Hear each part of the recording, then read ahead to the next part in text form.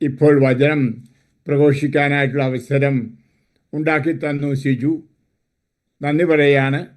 നിങ്ങൾ ആരും എൻ്റെ അപരിചിതരല്ല, എൻ്റെ സ്വന്തമാണ്.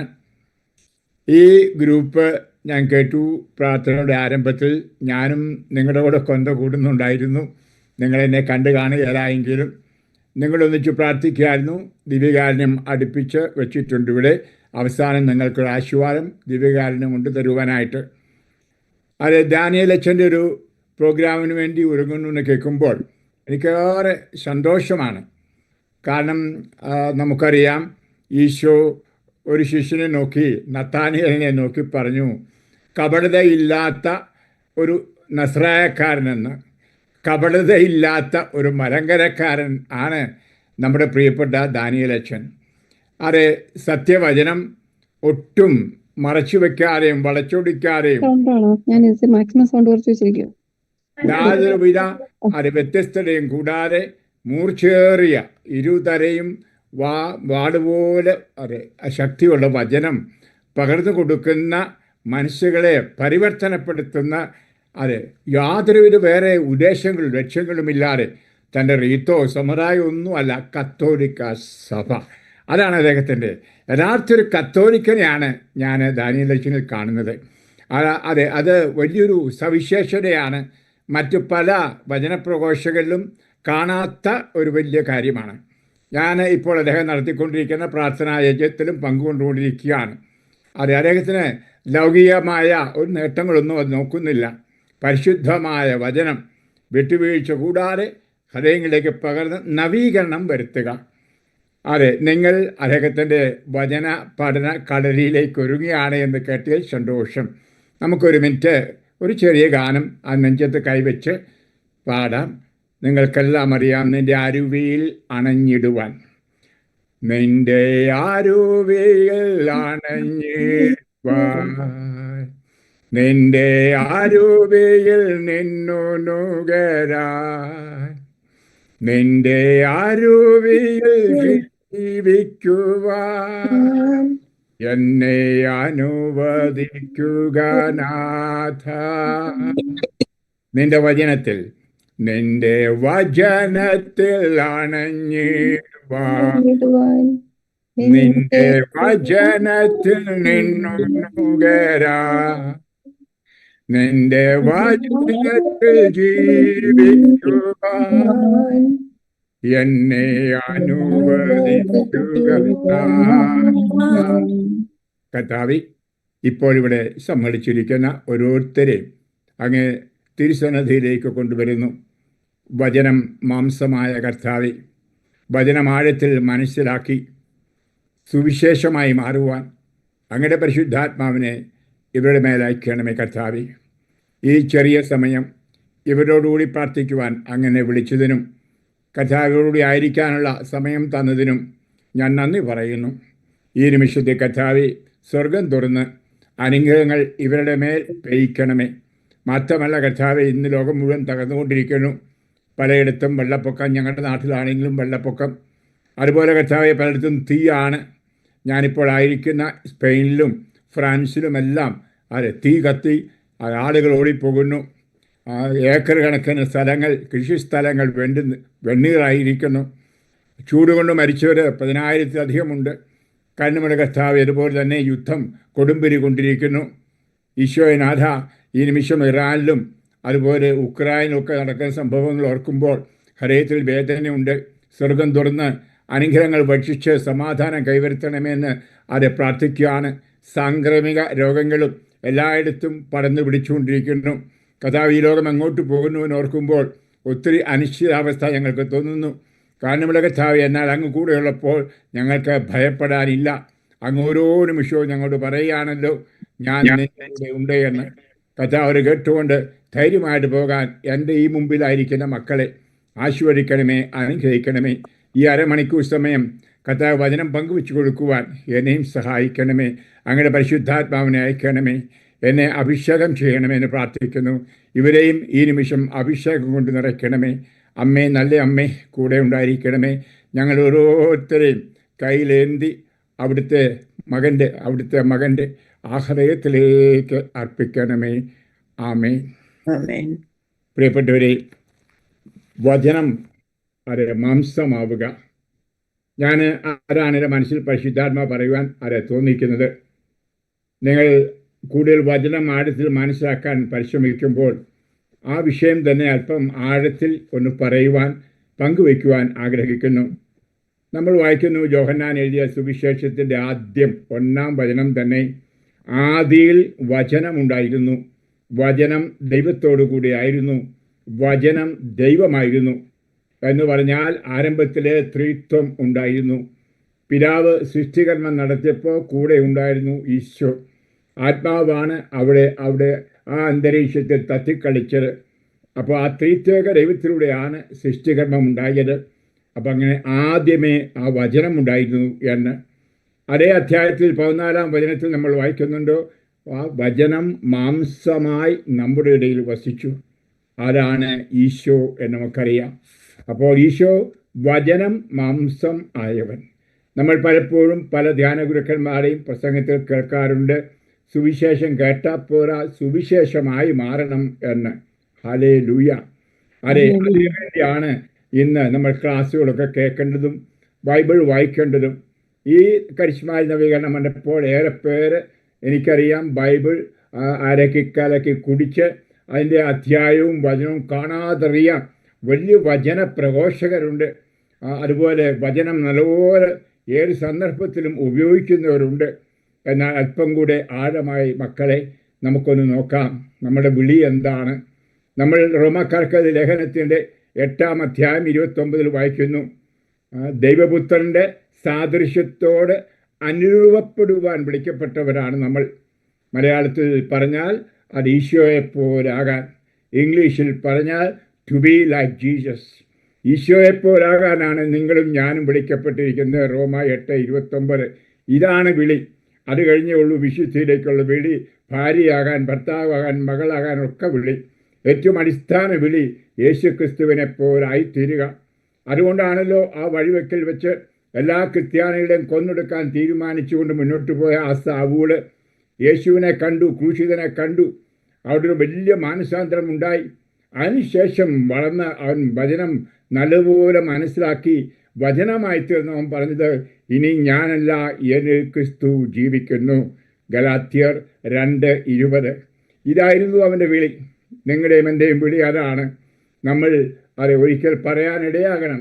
ഇനി ഞാനല്ല, എൻ്റെ ക്രിസ്തുവാണ് ജീവിക്കുന്നത്, സംസാരിക്കുന്നത്, പ്രവർത്തിക്കുന്നത്, ചിന്തിക്കുന്നത്, എല്ലാം. അതെ, അപ്രകാരമായി തീരുമ്പോഴാണ് യഥാർത്ഥത്തിൽ നമുക്ക് പറയാൻ സാധിക്കും നമ്മൾ വചനത്തിലാണ്. അത് വചനം നമ്മളിൽ മാംസമായി എന്ന് നമുക്ക് അത് പറയുവാനായിട്ട് സാധിക്കുന്നത്. നമുക്ക് ഈശോയ്ക്ക് നന്ദി പറയാം. നാം എല്ലാം അതിനെ പടിപടിയായി വളർന്നുകൊണ്ടിരിക്കുന്നു. നമ്മൾ വായിക്കുന്നുണ്ടല്ലോ, യോഹന്നാൻ എഴുതിയ സുവിശേഷത്തിൻ്റെ 14-ാം അധ്യായം വചനത്തെപ്പറ്റി പറയുന്ന ഭാഗം തന്നെയാണ്. 14-ാം അധ്യായം 23 മുതൽ വചനങ്ങൾ. യേശു പ്രതിവചിച്ചു, എന്നെ സ്നേഹിക്കുന്നവൻ എൻ്റെ വചനം പാലിക്കും. അപ്പോൾ എൻ്റെ പിതാവ് അവനെ സ്നേഹിക്കുകയും ഞങ്ങൾ അവൻ്റെ അടുത്ത് വന്ന് അവനിൽ വാസമുറപ്പിക്കുകയും ചെയ്യും.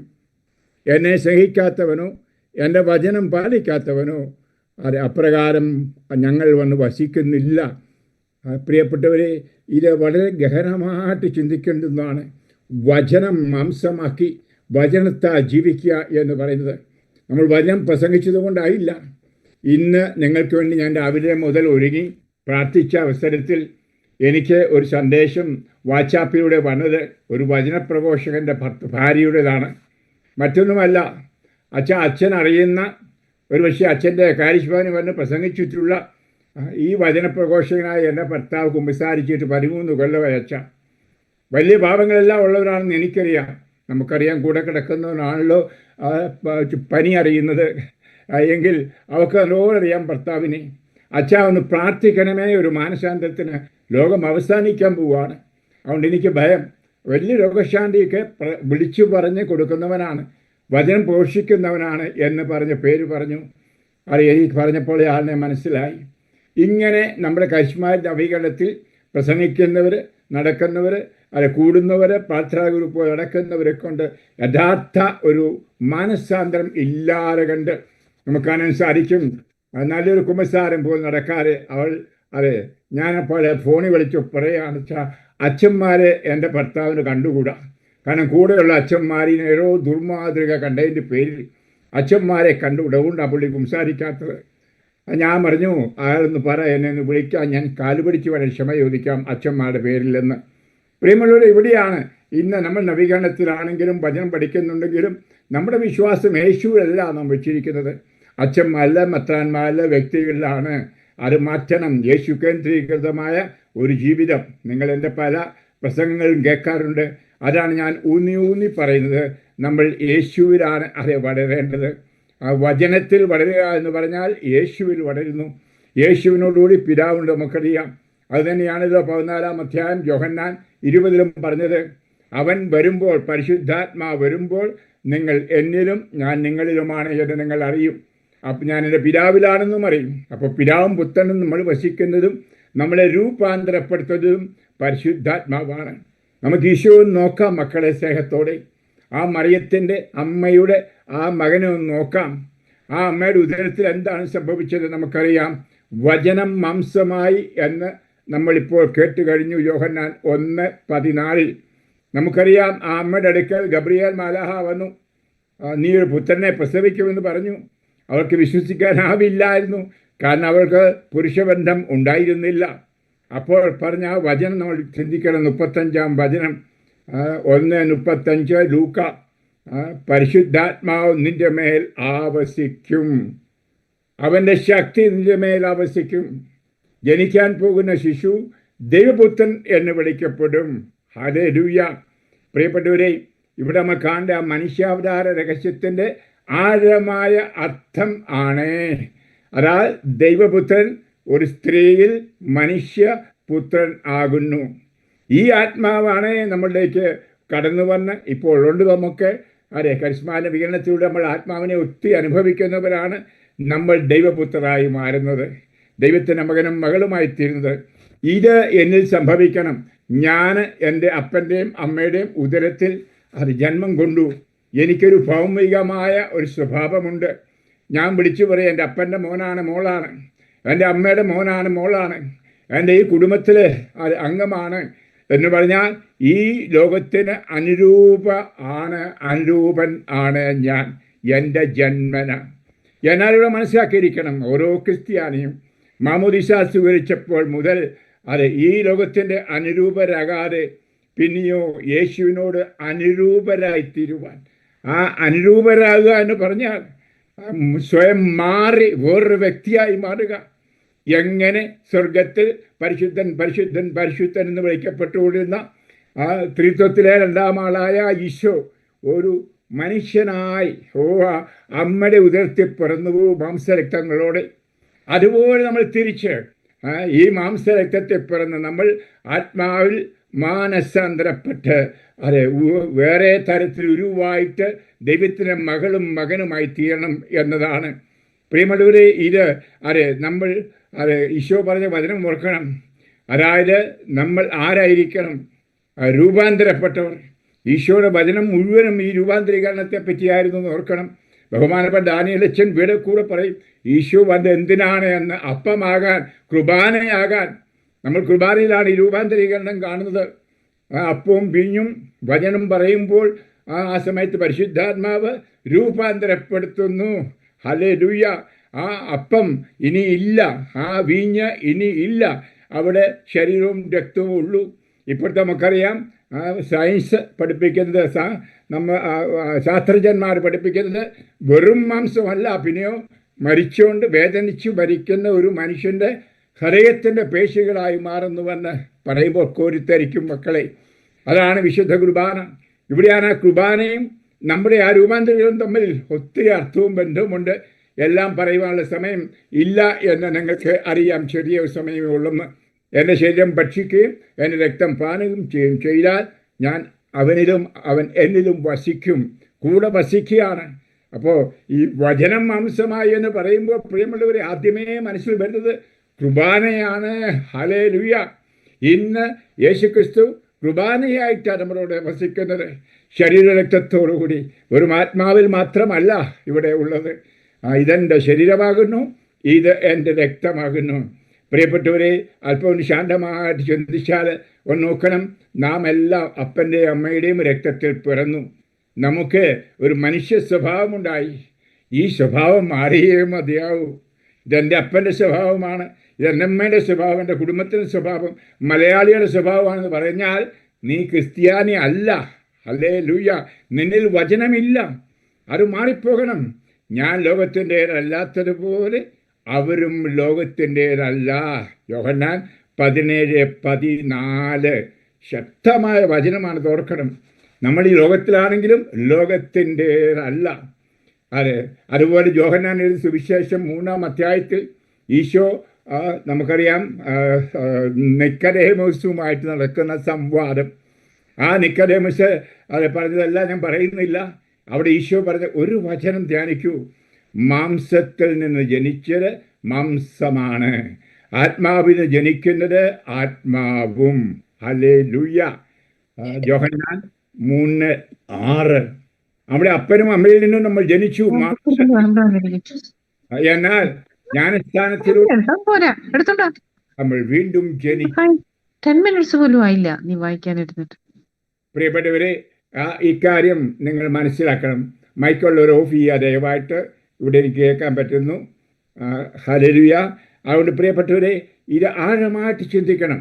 മാംസത്തിൽ നിന്ന് ജനിക്കുന്നത് മാംസം, ആത്മാവിന് ജനിക്കുന്നത് ആത്മാവ്. എന്നിട്ട് സമയമുള്ളപ്പോൾ നിങ്ങൾ വായിക്കേണ്ട അധ്യായമാണ് 1 കൊറിന്തോസ് 15. പറയാണ് 1 കൊറിന്തോസ് അധ്യായം 15 വചനം 50. ശരീരത്തിനോ മാംസത്തിനോ രക്തത്തിനോ ദൈവരാജ്യം അവകാശപ്പെടുത്തുക സാധ്യമല്ല. ഹല്ലേലൂയ. നിന്റെ അപ്പനും അമ്മയിൽ നിന്നും കുടുംബത്തിൽ പറഞ്ഞ ആ അഭിമാനവും വെച്ച് ആ സ്വഭാവമായിട്ട് നിനക്ക് സ്വർഗത്തിൽ പോകാൻ പറ്റില്ല മോളെ. നിന്റെ ലക്ഷ്യം എന്താണ്? നല്ല മനോഹരമായിട്ട് പൗലോസ് പറയുന്നുണ്ടല്ലോ ഫിലിപ്പിയർ 3:20. എവിടെയാണ് നിന്റെ പൗരത്വം? സ്വർഗത്തിൽ. ഇവിടുത്തെ പൗരന്മാരാകാനല്ല, UK-യിലെയോ ഇന്ത്യയിലെയോ അമേരിക്കയിലെയോ ഒന്നും പൗരന്മാരാകാനല്ല നമ്മൾ ശ്രദ്ധിക്കേണ്ടത്. ഈശോയുടെ രാജ്യത്തിൽ ഈശോ പ്രസംഗിച്ച 2 വാക്ക് ആഴത്തിലുണ്ടായിരിക്കണം: അനുദപിക്കൂ, പരിവർത്തനപ്പെടൂ, സ്വർഗരാജ്യം സമീപിച്ചിരിക്കുന്നു. അതിനുവേണ്ടി സൃഷ്ടിക്കപ്പെട്ടവർ, അതിൽ കൂടെ അതിനുവേണ്ടി നമ്മൾ പരിശുദ്ധാത്മാവിനെ സ്വീകരിച്ചവരാണ്. ഇതേ അധ്യായത്തിൻ്റെ ഒരു ഭാഗം ശ്രദ്ധേയമായി ഒരു പക്ഷേ നിങ്ങൾ ചിന്തിക്കാത്തത് ഒന്ന് ചിന്തിക്കണേ മക്കളെ. 1 കൊറിന്തോസ് 15:44. ഭൗമിക ശരീരമുണ്ടെങ്കിൽ ആത്മീയ ശരീരവും ഉണ്ട്. നാം സ്വർഗീയ സാദൃശ്യം ധരിക്കണം. ആഴമായിട്ട് ഹൃദയം ഒന്ന് തുറന്നേ മക്കളെ. അത് നമ്മൾ സംഭവിക്കേണ്ട പരിവർത്തനം. ഇതാണ് വചനം മാംസമാകേണ്ടത്. അതായത് ഭൗമിക ശരീരമുണ്ട്, അപ്പൻ്റെയും അമ്മയുടെയും രക്തത്തിൽ പറഞ്ഞതിൻ്റെ. എന്നാൽ നിക്കോദേമോസ് പറഞ്ഞു, നീ വീണ്ടും ജനിക്കുന്നില്ല എങ്കിൽ, ഈ വീണ്ടും ജന്മം ചുമ്മാ അത് വെള്ളമൊഴിക്കുന്നതല്ല, എണ്ണ തേക്കുന്നതല്ല, അല്ലെങ്കിൽ റൂഷ്മ ചെയ്യുന്ന അല്ല. അതിനും ആഴമായിട്ട് ദൈവത്തിൻ്റെ ഒരു മകൾ, ഒരു മകനായി നീ ഒരു ആധ്യാത്മിക ശരീരം കൊണ്ട് പിറന്നു. ഹല്ലേലൂയ. മറന്നതാക്കണം അത്. പിറക്കുമ്പോൾ ഒരു ജന്മം ഉള്ളപ്പോൾ ഒരു കുട്ടിയുണ്ട്. അവൾ പെറ്റോ നമ്മൾ ചോദിക്കാറില്ലേ? അപ്പോൾ കുട്ടിയുണ്ട്. പെറ്റാ കുട്ടി ഉണ്ടാകണം, അല്ലേ ചാപിള്ളയായിരിക്കും. എന്നാൽ മാമോദീസായിൽ പെറ്റു, സഭ നമ്മളെ പെറ്റു, പരിശുദ്ധാത്മാവ് നമ്മളെ പ്രസവിച്ചു. ഒരു പുതിയ വ്യക്തിയായി, പുതിയ വ്യക്തി ആകാനായി ആണോ നെഞ്ചത്ത് കൈവച്ച് എൻ്റെ മക്കളെ അത് ധ്യാനിക്കേണ്ടത് ആണ്. ഇതാണ് പരിശുദ്ധാത്മാവിൻ്റെ രൂപാന്തരീകരണം. അമ്മയുടെ ഉദരത്തിൽ വെച്ച് എങ്ങനെ വചനം മാംസമായോ, അതുപോലെ നമ്മുടെ ജീവിതം ആത്മീയമായി തീരണം. ഇത് ഞാൻ അടുത്ത കാലങ്ങളിലൊക്കെ ധ്യാനത്തിലേക്ക്, ഷക്കീനാലെ ധ്യാനത്തിലൊക്കെ പറഞ്ഞ ഇതേ പുരസ്കരിച്ചു തന്നെ 10 ദിവസത്തെ ധ്യാനം ഞാൻ കൊടുക്കുകയുണ്ടായി. പ്രിയപ്പെട്ടവരെ, ഇത് പ്രധാനപ്പെട്ട ഒരു സംഗതിയാണ്. നമ്മൾ അധികം പ്രസംഗിച്ചുകൊണ്ടല്ല കാര്യമിരിക്കുന്നത്. പിന്നെ ജീവിതത്തിൽ ആത്മാവിനോട് യോജിച്ചുകൊണ്ട് ഈ രൂപാന്തരീകരണം ഉണ്ടാവണം. ഈ ആത്മാവിൻ്റെ രൂപാന്തരീകരണത്തെപ്പറ്റി പച്ചക്കെ പറയുന്ന 2 വചനം കൂടി വായിക്കാം. സമയക്കുറവുകൊണ്ടാണ് ഞാൻ ധൃതി വെക്കുന്നത്. ആർക്കേലും ഞാൻ ധൃതി വെക്കുന്നെന്ന് തോന്നിയാൽ എന്നോട് ക്ഷമിക്കുക. നമ്മൾ മലയാളികളാണല്ലോ, മലയാളമാണല്ലോ ഞാൻ പറയുന്നത്. 2 കൊറിന്തോസ് അധ്യായം 3 വചനം 16, 18. 2 കൊറിന്തോസ് 3, 16 മുതൽ. ആരെങ്കിലും കർത്താവിലേക്ക് തിരിയുമ്പോൾ മൂടുപടം നീക്കപ്പെടുന്നു. ഹല്ലേലൂയ. കർത്താവിലേക്ക് തിരിയുക എന്ന് പറഞ്ഞാൽ മാനസാന്തരപ്പെടുക, റിപ്പൻറ്റ് ഇംഗ്ലീഷിൽ പറയും.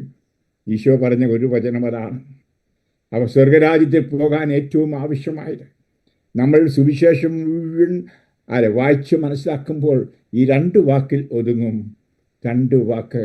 ഒന്നാമത്തെ വാക്ക് അനുദപിക്കുക. അനുദപിക്കുക എന്ന് പറഞ്ഞാൽ കണ്ണും കരഞ്ഞ് കുറെ പാവമേറ്റ് പറയുന്ന അല്ല മക്കളെ, അതധികമാണ്. രൂപാന്തരപ്പെടുക, കർത്താവിലേക്ക് തിരിയുക. അതിന് ഗ്രീക്ക് പദം അതാണ് പറയുന്നത്, തിരിയുക. കാരണം ഓരോ ദിവസവും അനുദപിക്കാതെ പറഞ്ഞാൽ കർത്താവിലേക്ക് തിരിയുക, കർത്താവിനെ പോലെ ഒടുവിലായിത്തീരുക. ദൈവരാജ്യം സമീപിച്ചിരിക്കുന്നു. 2ാമത്തെ വാക്കതാണ്. ഈ 2 വാക്കുകൾ മറക്കരുത് മക്കളെ. ഈശോ വന്നത് അതിനാണ്. അവസാന ദിവസം പിതാവിൻ്റെ അടുക്കൽ കണക്ക് കൊടുക്കുന്നു. അങ്ങനെയാണ് തനിക്കുള്ളവരെ എല്ലാം ഒന്നിച്ചുകൂട്ടി പിതാവിനർപ്പിക്കുമ്പോൾ എന്താ, ലോകം അവസാനിക്കുമെന്ന് 1 കൊറിന്തോസ് 15:24. ഇപ്പോൾ ഈ ഞെരുക്ക കാലങ്ങളിൽ കർത്താവ് നോക്കുകയാണ്. ആരൊക്കെ ഇപ്പോൾ രൂപാന്തരപ്പെട്ടവനെ പോലായിട്ടുണ്ട്, അവനുള്ളവരായി തീർന്നിട്ടുണ്ട്. അല്ലാത്തതെല്ലാം പോക്കാം. ഹല്ലേലൂയ.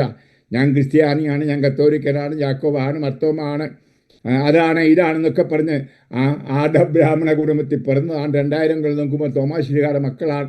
ഇതൊന്നും പറഞ്ഞിട്ട് വിശേഷമില്ല മക്കളെ. ഇപ്പോൾ ആത്മാവിൽ രൂപാന്തരിക്കപ്പെട്ടോ. പറയുന്ന വചനം ഒന്നുകൂടി ഞാൻ വായിക്കുകയാണ്. മൂടുപടം മാറ്റപ്പെടണം. ഒന്ന് ചിന്തിച്ചതിന് പലതും മൂടുപടമല്ലേ എന്ന്. ഒരു ധ്യാനം കൊടുക്കാൻ ഇപ്പോൾ സമയമില്ല. അവസാന കാലത്തെപ്പറ്റി 2 തിമോത്തി അധ്യായം 3, 1, 5 വായിച്ചു നോക്കണം. എല്ലാവിധ പാപങ്ങളും എന്നെ പറഞ്ഞിട്ട് പറയാണ്, ഭക്തിയുടെ ബാഹ്യരൂപം നിലനിർത്തിക്കൊണ്ട് ആന്തരിക ചൈതന്യം നിഷേധിക്കുന്നു. ഇന്ന് നമ്മുടെ കത്തോലിക്കരുടെ ഇടയിൽ, നമ്മുടെ ക്രിസ്ത്യാനികളുടെ ഇടയിൽ, ക്രിസ്തീയത എന്ന് പറയുന്നത്, കത്തോലിക്ക ജീവിതം എന്ന് പറയുന്നത് മൂടുപടമല്ലേ. ഞാൻ ആരെയും കുറ്റപ്പെടുത്തുന്നില്ല, വിധിക്കുന്നില്ല. ഈ മൂടുപടം മാറ്റണം. ചിലപ്പോൾ ഒരു ഭക്തി ആയിരിക്കാം, മാതാവിനോട് ഭക്തി, ഔസേപ്പിനോട് ഭക്തി, എന്തോനിനോട് ഭക്തി, എന്തും ആയിക്കോട്ടെ. ഞാൻ ഇതും ചീത്തയാണെന്നല്ല പറയുന്നത്. പിന്നെയോ ഈ മൂടുപടമൊക്കെ കൊണ്ട് നമുക്ക് പറ്റിയല്ല. നമ്മൾ കർത്താവിൻ്റെ മുമ്പിൽ പരിപൂർണമായി തുറവിയുള്ളവരായിരിക്കണം. അതാണ് നോക്കൂ, ആരെങ്കിലും കർത്താവിലേക്ക് തിരിയുമ്പോൾ മൂടുപടം നീക്കപ്പെടും. എന്തെല്ലാം മൂടുപടങ്ങളുണ്ട്. ഞാൻ ഒരു ധ്യാനമല്ല, അതുകൊണ്ട് അധികം പറയുന്നില്ല. കർത്താവ് ആത്മാവാണ്. കർത്താവിൻ്റെ ആത്മാവുള്ളിടത്ത് സ്വാതന്ത്ര്യമുണ്ട്. അടുത്ത വചനം നിങ്ങൾ ശ്രദ്ധിക്കൂ. 18-ാം വചനം. കർത്താവിൻ്റെ മഹത്വം കണ്ണാടിയിലെന്ന പോലെ മൂടുപടമണിയാത്ത മുഖത്ത് പ്രതിഫലിപ്പിക്കുന്ന നാം എല്ലാവരും അവിടുത്തെ സാദൃശ്യത്തിലേക്ക്, മഹത്വത്തിൽ നിന്ന് മഹത്വത്തിലേക്ക് രൂപാന്തരപ്പെട്ടുകൊണ്ടിരിക്കുന്നു. ഹല്ലേലൂയ. ഇത് നെഞ്ചത്ത് കൈവച്ച് ഓരോ പ്രാർത്ഥന സമയത്തും കൊണ്ട് ചെല്ലുമ്പോഴൊക്കെ ഓർക്കണം. ആരാധനയ്ക്കും കുർബാനയ്ക്കും എല്ലാം എന്നിൽ ഈ രൂപാന്തരീകരണം നടക്കുന്നുണ്ടോ? പള്ളിയിൽ പോകുന്നതും ഒരു കുർബാന സ്വീകരിക്കുന്നതും തന്നെ ഒരു മൂടുപടമാകാൻ പറ്റും. ഇപ്പോൾ ആ സഹോദരൻ്റെ കാര്യം സ്വന്തം ഭാര്യ പറഞ്ഞ പോലെ എല്ലാവരുടെയും മുമ്പിൽ വചനപ്രഘോഷകൻ, രോഗശാന്തി നടത്തുന്നവൻ, വലിയ കരിസ്മാറ്റിക്, എന്നാൽ 14 കൊല്ലം 13 കൊല്ലം വാഴ്ത്ത് കുമ്പസാരിക്കാത്തവനാണ് എന്ന് പറഞ്ഞാൽ കർത്താവിലേക്ക് തിരിഞ്ഞിട്ടില്ല. ഇതൊക്കെ സാധിക്കുന്നതാണ്. ഈ പുറം കുപ്പായം കൊണ്ട് ഞാനാണെങ്കിലും ഈ ലോഹയൊക്കെ ഇട്ട് ഊറാലയിട്ട് 80 വയസ്സായി ഞാൻ അച്ഛനാണ്, 53 വർഷമായിട്ട് അച്ഛനാണെന്നൊക്കെ പറഞ്ഞ് ആരെയും കളിപ്പിക്കാൻ പറ്റും. ഞങ്ങൾ അച്ഛന്മാർക്കാണ് ഏറ്റവും കളിപ്പിക്കാൻ എളുപ്പം. ഹല്ലേലൂയ. പ്രിയമുള്ളവരെ, എന്നാൽ ഓരോ നിമിഷവും മനസ്സാക്ഷി കർത്താൻ മുമ്പിൽ വെച്ചുകൊണ്ട് അവളിലേക്ക് തിരിഞ്ഞില്ല എങ്കിൽ, മൂടുപടം മാറ്റിയില്ല എങ്കിൽ, ഒരു പിതാവിൻ്റെയും പുത്രൻ്റെയും പരിശുദ്ധാത്മാവിൻ്റെ എന്ന് പറയുന്നത് പോലും മൂടുപടമില്ലാതെ ആയിരിക്കണം കർത്താൻ മുമ്പിൽ ചെയ്യുന്നത്. ഈശോയെ എന്നൊറ്റ വാക്ക് പറയുന്നത് പോലും. അതുകൊണ്ടല്ലേ പൗലോസ് പറഞ്ഞത്, ഈശോനെ വിളിക്കുന്നവൻ പാപത്തിൽ നിന്ന് ഒഴിഞ്ഞു മാറട്ടെ. എത്ര പാപങ്ങൾ വെച്ച് ചാവദോഷം പോലും പറഞ്ഞുകൊണ്ടായിരിക്കാം നമ്മൾ വിളിച്ചു വരേണ്ട ഈശോയെ അനുഗ്രഹിക്കണം, എൻ്റെ കർത്താവേ രക്ഷിക്കണം, എൻ്റെ മക്കനെ കാത്തോളണമേ. ഈശോയുടെ നാമം വിളിക്കാൻ നമ്മൾ അവിടേക്ക് തിരിയണം. മാനസാന്തരപ്പെടണം, മനസ്സുരുകി. അത് കണ്ണീരൊഴുക്കുന്നല്ല, ഉള്ളി നടക്കേണ്ട ഒരു സംഗതിയാണ്. നമ്മൾ കണ്ടല്ലോ, അതായത് അവിടുത്തെ സാദൃശ്യത്തിലേക്ക് രൂപാന്തരപ്പെടണം. അതുകൊണ്ടാണ് 4-ാം അധ്യായത്തിൽ 2 കൊരിന്ത്യർ 4-ാം അധ്യായം അതേപോലെ വചനങ്ങൾ തന്നെ 16-18 പറയുന്നു, ഞങ്ങൾ ഭഗ്നാശരാകുന്നില്ല.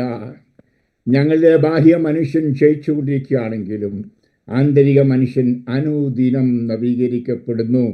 ഇതാണ് പൗലോസ് പറഞ്ഞത്. ഭൗമികമായ ഒരു ശരീരമുണ്ട്.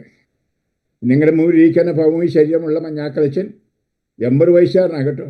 വീൽ ചെയറിലാണ് 15 കൊല്ലമായിട്ട്. ഇപ്പോൾ നല്ല വേദനയാണ്, ന്യൂറോപ്പതിക് പെയിൻ. നിങ്ങൾ ചിലരൊക്കെ നേഴ്സുമാരാണല്ലോ. ആ വേദന എന്താണെന്നറിയാം. രാപകൽ 24 മണിക്കൂറും കുത്തുന്ന വേദനയുണ്ട്. പിന്നെ എനിക്ക് അർത്ഥാജന സഹനങ്ങളുള്ളത് നിങ്ങൾക്കറിയാം. അതും ഞാൻ പേർന്നു. ഞാൻ പറയാൻ കാര്യം, പ്രിയപ്പെട്ടവരെ, ഇന്ന് എന്നെ ഭഗ്നാശൻ ആക്കുന്നില്ല. കാരണം ഞാൻ ഈ ബാഹ്യ മനുഷ്യനിലല്ല ശ്രദ്ധ കൊടുത്തിരിക്കുന്നത്. ഞാൻ ശ്രദ്ധ കൊടുത്തിരിക്കുന്നത് എൻ്റെ ആന്തരിക മനുഷ്യനിലാണ്. ആ ആന്തരിക മനുഷ്യൻ അനുദിനം നവീകരിക്കപ്പെടുന്നു. ഇതാ കരിസ്മാറ്റിക് നവീകരണം.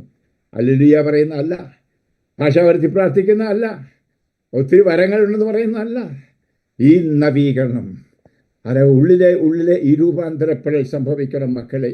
അതിനാണ് അത് വചനം കേൾക്കുന്നതും വചനം പഠിക്കേണ്ടതും. ആ ബഹുമാനപ്പെട്ട അദാനിയൽസിൻ്റെ ആ ക്ലാസ്സൊക്കെ കൂടുന്നത് കുറേ ബുദ്ധിയിൽ കുറേ വചനം കേൾക്കാനായിരിക്കരുത്, കുറേ എഴുതിയെടുത്ത് കാണാൻ പഠിച്ചിട്ട് പിന്നെയും വിളമ്പാനായിട്ടായിരിക്കരുത്. നിങ്ങൾ തന്നെ വചനമായി മാറണം, നിങ്ങൾ സുവിശേഷമായി മാറണം. ആത്മാവാണത് വരുത്തുന്നത്. പറയാണ്, ഞങ്ങളുടെ ക്ലേശങ്ങൾ നിസാരവും ക്ഷണികവുമാണ്, അവയുടെ ഫലമോ അനുഭവമായ മഹത്വവും. ദൃശ്യമായവയല്ല, അദൃശ്യമായവയാണ് ഞങ്ങളുടെ ലക്ഷ്യം. ദൃശ്യങ്ങൾ നശ്വരങ്ങളാണ്, അദൃശ്യങ്ങൾ അനശ്വരങ്ങളും. എന്ത് വലിയ പഠനം മക്കളെ! ഇതിൽ കൂടിയ പഠനം നോക്കിയോടെ ലഭിക്കും. പ്രിയപ്പെട്ട ഇത് മനസ്സിലാക്കുക, നമുക്ക് 5 പഞ്ചേന്ദ്രിയങ്ങൾ പുറമേ ഉള്ളതുപോലെ ആന്തരിക പഞ്ചേന്ദ്രിയങ്ങളുമുണ്ട്. അതാ ഹൃദയത്തിന് കണ്ണുണ്ട്, ഹൃദയത്തിന് ചെവിയുണ്ട്, ആ ഹൃദയം തുറക്കണം. ഇതിപ്പോൾ അതും ഹൃദയം തുറക്കില്ല. ആ കർത്താവിന് തുറക്കാത്ത പോലെ മക്കൾ അങ്ങോട്ടും തുറക്കില്ല പരസ്പരവും. പ്രത്യേകിച്ച് നമ്മൾ മലയാളികൾ, അവർ മലയാളി ആയതുകൊണ്ട് പറയാൻ പറ്റും. വക്രതയും കാപട്യവും മൂടിയപ്പും എല്ലാം. ഞാൻ ഈ ലോകം മുഴുവൻ എനിക്കത് 105 രാജ്യങ്ങളിൽ സഞ്ചരിച്ചതിൽ ഏറ്റവും വക്രത നമുക്കാണ്. ഞാൻ ഇവിടെ ഉൾപ്പെടുത്തി പറയുകയാണ് മക്കളെ. ഞാൻ പലപ്പോഴും ഓർക്കും, വാന്ന് പറഞ്ഞാൽ പോന്ന നമ്മൾ അർത്ഥമാക്കുന്നത്, താന്ന് പറഞ്ഞാൽ തരികയല്ല. ഹല്ലേലൂയ. അപ്രകാരം നമ്മുടെ വാക്ക് പോലും ഈ മീനിങ്ങാണ്, 2 അർത്ഥമാണ്. പ്രിയമുള്ളവർ, ഞാൻ പറയാൻ കാരണം അത് ഈ രൂപാന്തരീകരണം. അതുകൊണ്ടാണ് പൗലോസ് പുസ്തകത്തിൻ്റെ മനോഹരമായൊരു വാക്ക് ഞാൻ പലപ്പോഴും ഓർക്കും. അതായത്, കുഞ്ഞു മക്കളെ, ക്രിസ്തു നിങ്ങൾ രൂപാന്തരപ്പെടുന്നത് വരെ ഞാൻ ഈറ്റുനോവ് എന്ന് പറഞ്ഞാൽ പ്രസവവേദന അനുഭവിക്കുകയാണ്. സ്ത്രീകൾ ഇവിടെ ഉണ്ടല്ലോ പ്രസവവേദനയൊക്കെ അനുഭവിച്ചവർ. എങ്കിൽ പറയാണ് പൗലോസ്, അതെ, മറ്റുള്ളവരിൽ ക്രിസ്തു രൂപപ്പെടുവാൻ. ഇതാണ് എവാഞ്ചലൈസേഷൻ. ഈ വേദനയാണ് ഞാൻ പറയാൻ പരിശ്രമിക്കുന്നത്. ഞാൻ പൂർണ്ണനായെന്ന് പറയല്ല, ഞാൻ പുണ്യവാനാന്ന് പറയല്ല മക്കളെ. എങ്കിലും ഞാൻ ഈ സഹനങ്ങൾ ഏറ്റെടുത്തുകൊണ്ടും ഈ നടക്കുന്നതെല്ലാം അതിനു വേണ്ടിയിട്ടാണ്. അത് കുറേ പേർ ഇങ്ങനെ യേശു രൂപാന്തരപ്പെട്ടവരായി തീരാൻ, യേശു രൂപാന്തരപ്പെട്ട് വേറൊരു ക്രിസ്തുവായി മാറുവാനായിട്ട്. എൻ്റെ പ്രസംഗത്തെക്കാൾ, ഞാൻ അത്ഭുതങ്ങളോ അടയാളങ്ങളോ ചെയ്യുന്നതിനേക്കാൾ ഞാൻ നോക്കുന്നത് ഇതാണ്. ഞാൻ എൻ്റെ സുഹൃത്ത് എന്ന് പറഞ്ഞാൽ ഞങ്ങൾ ഒന്നേ കണ്ടിട്ടുള്ളൂ ജീവിതത്തിൽ, ദാനിയേൽ അച്ഛൻ. അദ്ദേഹത്തിൻ്റെയും യത്നം അതാണ്, യേശുവിനെ രൂപാന്തരപ്പെടുത്തുക. അതാണ് കത്തോലിക്ക സഭയുടെ നവീകരണം. ഏത് നവീകരണമായാലും ഇത് നടക്കണം. അതിന് വേദനയുണ്ട്, പ്രസവ വേദന. ഈ പ്രസവ വേദനയുടെ കടന്നു പോകാൻ ഇന്ന് ആർക്കും കഴിയില്ല. ഈ വേദനയൊക്കെ മാറ്റാനല്ല ഈ മുഖം മൂടിയിട്ട് പ്രാർത്ഥിക്കുന്നു. എൻ്റെ കർത്താവേ, എൻ്റെ വേദന മാറ്റണമെന്നും കൂടി ഞങ്ങൾ പ്രാർത്ഥിക്കുന്നു. എൻ്റെ മുതുകിൻ്റെ വേദന മാറ്റണമെന്ന് പ്രാർത്ഥിക്കുന്നു. എൻ്റെ കർത്താവിൻ്റെ ഭർത്താവിൻ്റെ തലവേദന മാറ്റണമെന്ന് പ്രാർത്ഥിക്കുന്നു. ജോലി ശമ്പളം കുറവാണ്, കൂടുതൽ ശമ്പളം കിട്ടാനായിട്ട് പ്രാർത്ഥിക്കുക. എല്ലാം ഒന്ന് ആലോചിച്ച് നോക്കി, ഒന്ന് ചിന്തിച്ച് ഒരു മൂടുപടമല്ലേ അവിടെ. എന്നാൽ എൻ്റെ കർത്താവെ, ഞാൻ ആയിരിക്കുന്ന സ്ഥിതി അങ്ങേ സ്നേഹിച്ചുകൊണ്ട്, 100% അങ്ങേ സ്നേഹിച്ച്, കുരിശുമെടുത്തുകൊണ്ട്, എന്നെ തന്നെ നിരാകരിച്ചുകൊണ്ട്, പോകാൻ ഞാൻ തയ്യാറാണ് കർത്താവേ, ഇതാ ഞാൻ, എനിക്ക് നിൻ്റെ കൃപ മതി എന്ന് ആ പൗലോസ് പറഞ്ഞ പോലെ പൗലോസും നിന്നെയും എന്നെയും പോലെ പറഞ്ഞു, ഈ കുരിശൊന്ന് മാറ്റണേ, ഈ മുള്ളൊന്ന് മാറ്റണേ. അപ്പോൾ പറഞ്ഞ് എന്താ, നമുക്ക് 2 കൊരിന്ത്യർ 12:9, എൻ്റെ കൃപ മതി. ഈ കൃപയിൽ ആശ്രയിച്ചവരെയാണ് കർത്താവ് ഇപ്പോൾ മാറ്റി നിർത്തിക്കൊണ്ടിരിക്കുന്നത് കേട്ടോ. അത് വലിയ മഹാസഭയായിരിക്കുക, എണ്ണം കുറഞ്ഞുകൊണ്ടിരിക്കുകയാണ്. അതാ യേശു നോക്കുന്നുണ്ട് ആരാണ് യഥാർത്ഥ ക്രിസ്ത്യാനി എന്ന്, രൂപാന്തരപ്പെട്ടവർ. അപ്പോൾ ഈ സഹനങ്ങളൊക്കെ എന്താവും, സന്തോഷത്തിൻ്റെതായി മാറും. അതുകൊണ്ടാണ് യഥാർത്ഥ സുവിശേഷ പ്രഘോഷകനായിരുന്ന പൗലോസ് പറഞ്ഞത് എന്താണ്, സഭയാകുന്ന ക്രിസ്തുവിൻ്റെ ശരീരത്തിലെ പീഡകളുടെ കുറവ് ഞാൻ നികത്തുന്നു. ഞാൻ ഈയിടെ ഒരു മനോഹരമായ വീഡിയോ അതേപ്പറ്റി എൻ്റെ യൂട്യൂബിൽ ഇറക്കിയിട്ടുണ്ട്. നിങ്ങൾക്കറിയത്തില്ലെങ്കിൽ നിങ്ങൾ എൻ്റെ വെബ് പേജ് തുറന്ന് മലയാളത്തിലും ഇംഗ്ലീഷും മനോഹരമായ വീഡിയോകളുണ്ട്. www.jmanyakal.net തുറന്ന് കിട്ടും. ഞാൻ പരസ്യം പറയുകയല്ല പ്രിയമുള്ളവരെ. ഞാൻ ഇവിടെ 53 വർഷമായിട്ട് വചന പ്രഘോഷമായി നടക്കുന്നതിൻ്റെ കാര്യം, അതിൽ നിന്ന് പല പല കാര്യങ്ങൾ മനസ്സിലാക്കാൻ കഴിഞ്ഞു, എന്നെപ്പറ്റി തന്നെ കൂടുതലും. ഈ വചനം എപ്രകാരം വിതയ്ക്കപ്പെട്ട വിത്ത് എപ്രകാരം വളർന്ന് ഫലം പുറപ്പെടുവിക്കുന്നു, അവരെയും ഞാൻ കാണുന്നു. യൂറോപ്പെല്ലാം പോയി, യൂറോപ്പിൽ വെള്ളക്കാരെല്ലാം നശിച്ചു എന്ന് പറയുന്നു. നിങ്ങൾ എൻ്റെ ഓരോ ആഴ്ചയിലെയും ധ്യാനത്തിൻ്റെ ആ പടം ഒന്ന് കണ്ടേ. 2800 പേരുടെ ധ്യാനവും കഴിഞ്ഞാണ് കഴിഞ്ഞ ആഴ്ച വന്നത്. പ്രിയമുള്ളവരെ, അത് ചെക്ക് റിപ്പബ്ലിക്കിൽ അങ്ങനെ ഓരോരിടത്തും വെള്ളക്കാർ അവരാരാന്നറിയാമോ, വചനം സ്പർശിച്ചവർ, രൂപാന്തരീകരണം ആഗ്രഹിക്കുന്നവർ, രൂപാന്തരപ്പെട്ടുകൊണ്ടിരിക്കുന്നവരുമാണ്. അത് ഇവിടെ സഭ പോവുകയില്ല. കത്തോലിക്ക സഭ പോയതിന് പുറമേ നമ്മൾ വിളിച്ചു പറയും, നമ്മുടെ നാട്ടിൽ അച്ഛന്മാരൊക്കെ ഇവിടുന്ന് പോയി നാട്ടിൽ പറയും, അവിടെ സീറോ മലബാർ മാത്രമേ ഉള്ളൂ, മലയാളി മാത്രമേ ഉള്ളൂ, മറ്റെല്ലാം പോയി എന്ന്. ഇല്ല, ഞാൻ ഒറ്റ മലയാള ദാനം കൊടുക്കുന്നില്ല എന്ന് നിങ്ങൾക്കെല്ലാം അറിയാം. ഷിജു നിങ്ങളുടെ പറഞ്ഞു. ഞാൻ അടുത്ത ആഴ്ച അയർലൻഡിൽ പോകുന്നുണ്ട്. അത് എൻ്റെ സന്തോഷ് കരുമാത്രയുടെ കൂടെ ഒന്നിച്ചു ധ്യാനം കൊടുക്കാൻ വിസ കിട്ടുമെന്നല്ല, കിട്ടിയെങ്കിൽ ഇല്ലെങ്കിൽ മലയാള പരിപാടി ഇല്ലിരിക്കുക. അതിന് കാരണം എന്തെന്ന് ചോദിച്ചു, ഇതുകൊണ്ടാണ്. ഇവിടെ ആളുകളുടെ അഹിത്യമാണ് ഈ രൂപാന്തരീകരണത്തിന്. പുറമെയോ നാട്ടിൽ ചെന്നാലോ തോഞ്ഞാക്കളച്ചാൽ എത്ര രോഗശാന്തി കിട്ടും, എൻ്റെ പ്രധാന രോഗം മാറും എല്ലാവർക്കും.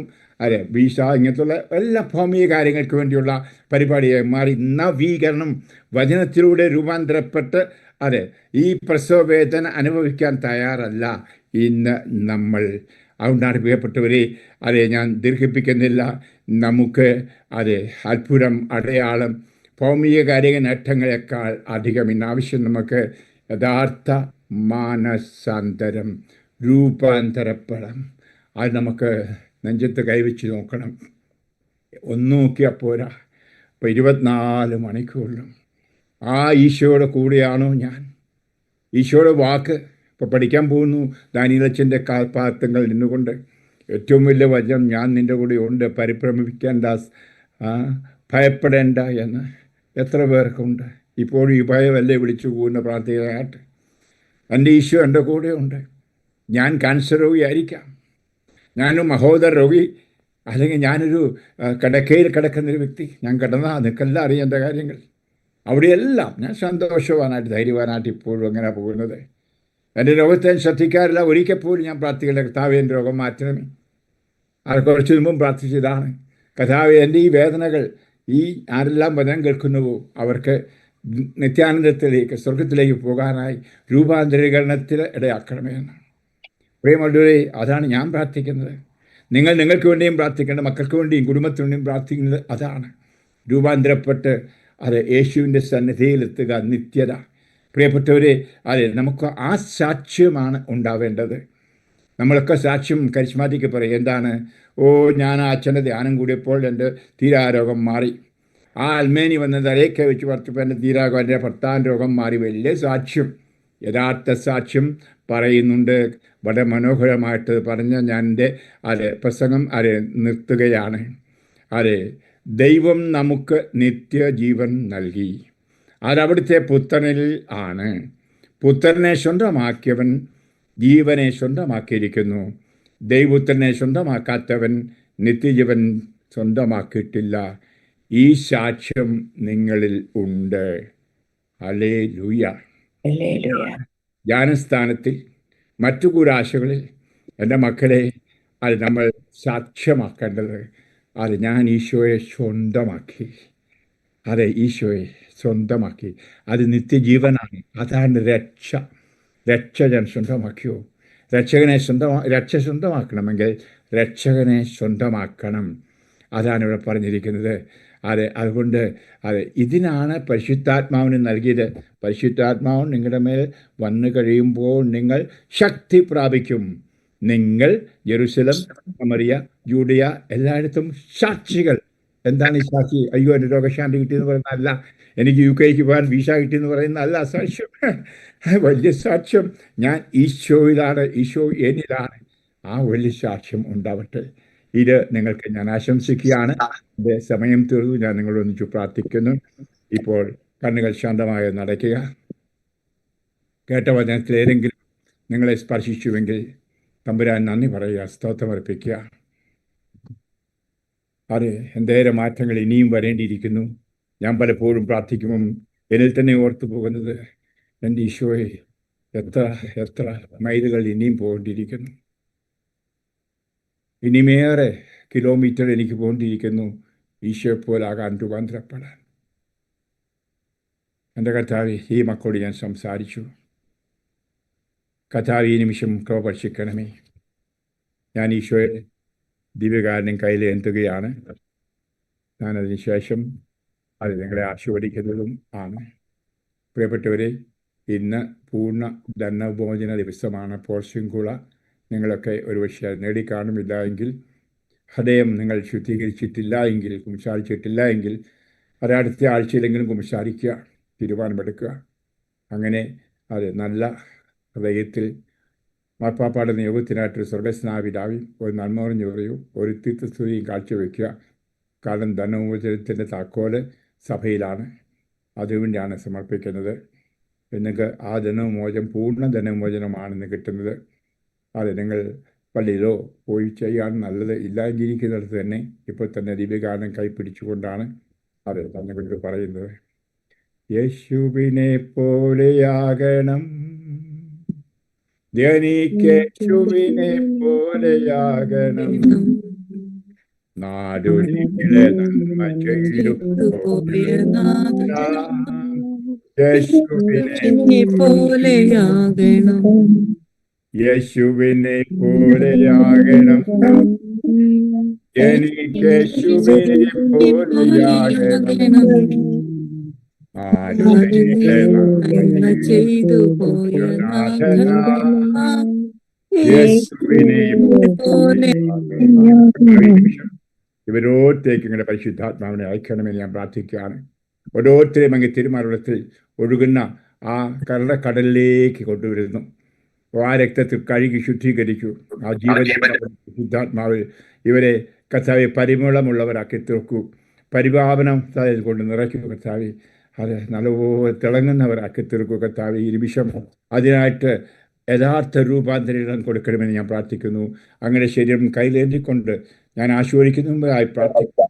കർത്താവെ, ഇവരിൽ വചനം മാംസമാകാൻ ഇടയാക്കണമേ എന്ന് പ്രാർത്ഥിക്കുന്നു. ഈശോ, നിമിഷം ഏറെപ്പേരെ ഞാൻ മനസ്സിൽ കാണുന്നു കർത്താവെ. തുഷാരയെ കാണുന്നു, മിനിയെ കാണുന്നു, ശിശിലിയെ കാണുന്നു, മിനിയെ കാണുന്നു, കർത്താവ് ലിൻഷിയെ കാണുന്നു, മത്തായിയെ കാണുന്നു, ഹാനി, ജോജി, തെരേസ, മേർലി, സദാമിനി, ഷിബു, സിൽവി, റെജീന, ജെയ്സൺ, ഏലമ്മ, മാത്യു, മത്തായി, മിഥു, ഒത്തിരി പേരെ കാണുന്ന കർത്താവ്. ഇവരുടെല്ലാം ഈ നിമിഷം അങ്ങയുടെ കരങ്ങൾ വയ്ക്കണമേ. ലിഷിയെയും ഷാജിയെയും മറിയത്തെയും എല്ലാം അനുഗ്രഹിക്കണമേ എന്ന് പ്രാർത്ഥിക്കുന്നു.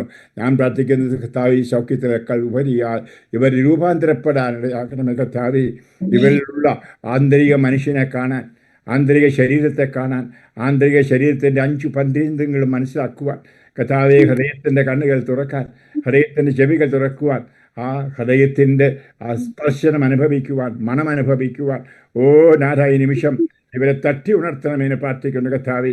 ഇവർ ഒന്ന് കാണട്ടെ, ഇവരുടെ ആന്തരിക ശരീരത്തെ കർത്താവെ. ഇവരെ പലവർ കണ്ടിട്ടില്ല. ഇന്നത്തെ എല്ലാം പുറമേയുള്ള ശരീരം കൊണ്ടുള്ള പ്രവർത്തനങ്ങളാണ് കർത്താവെ. അതെ, മാംസമോ രക്തമോ സ്വർഗരാജ്യം പ്രവേശിക്കുകയില്ല നിങ്ങളുടെ വാക്ക് ഞാൻ മനസ്സിലാക്കുന്നു കർത്താവെ. ഈ നിമിഷം ഇവരും മനസ്സിലാക്കട്ടെ എന്ന് ഞാൻ പ്രാർത്ഥിക്കുന്നു കർത്താവെ. ഐശ്വര്യെ ജ്ഞാനസ്ഥാനത്തിൽ വെച്ച് കിട്ടിയ ആ ആത്മീയ ശരീരം ഇവരിലുണ്ടെന്ന ബോധ്യം കൊടുക്കുക കർത്താവെ. ഓരോ കൂടാശകളിലൂടെ അതാണ് വളരുന്നത് കർത്താവെ. ഏതെങ്കിലും തരത്തിൽ ആത്മീയ മനുഷ്യന് കേടുവന്നെങ്കിൽ നല്ല അനുതാപത്തിലൂടെ വീണ്ടും കർത്താവിലേക്ക് തിരിഞ്ഞ് ഇനി ഞാനല്ല ക്രിസ്തു എന്ന് പറയുവാൻ ഇവരോരോരുത്തരെയും ഇടയാക്കണമേ.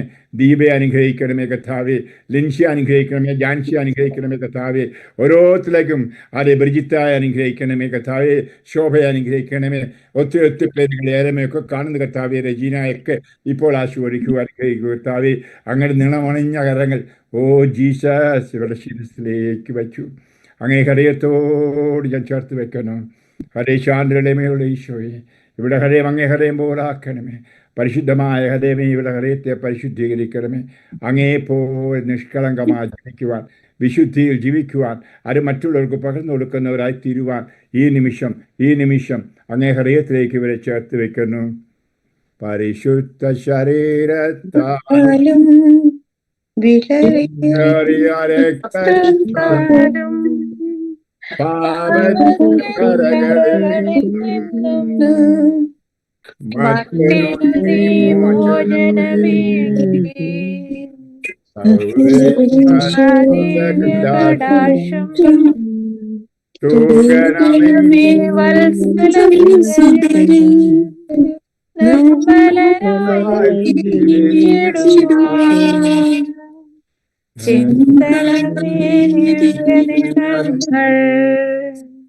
കർത്താവേ, അങ്ങേ കരങ്ങൾ വേണ്ടി ഈ മക്കളെ ഞാൻ ആശീർവദിക്കുന്നു, അനുഗ്രഹിക്കുന്നു, വിമോചിപ്പിക്കുന്നു, വിശുദ്ധീകരിക്കുന്നു, അങ്ങനെ സ്വന്തമാക്കുന്നു. ഇപ്പോഴും എപ്പോഴും എന്നേക്കും. Recording stopped.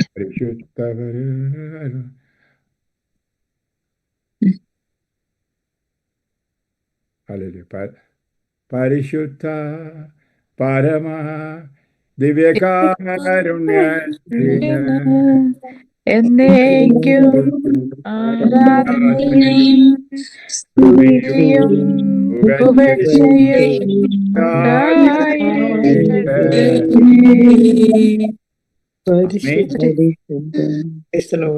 നിങ്ങൾ എനിക്കെന്ന സമയം തീർന്നു. 1-2 മിനിറ്റ് കൂടുതൽ എടുത്തു, ക്ഷമിക്കുക. അത് ഒത്തിരി സന്തോഷം.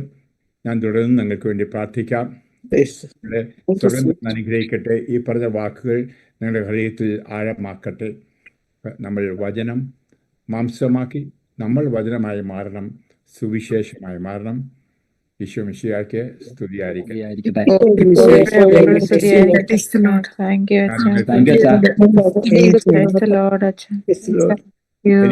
എനിക്ക് വേണ്ടി പ്രാർത്ഥിക്കാം. ഒത്തിരി സന്തോഷം.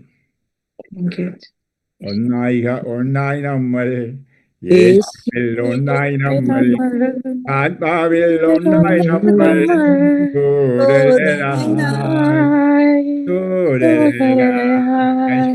അന്തം ആണ്. ഒന്നായി നമ്മൾ, യേശുവിൽ ഒന്നായി നമ്മൾ, ആത്മാവിൽ ഒന്നായി നമ്മൾ,